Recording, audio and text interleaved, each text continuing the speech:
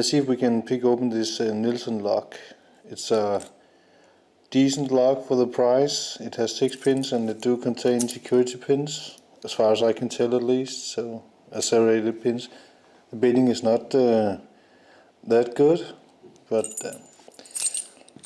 let's see if we can pick this open.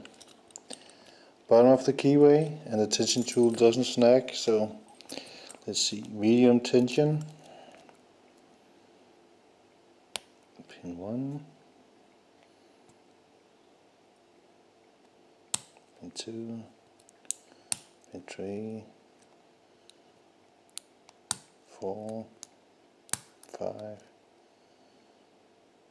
See if I can locate pin 6.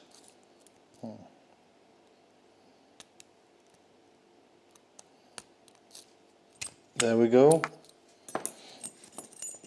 So unfortunately we can't take apart this one, but it looks shimmable anyway. So,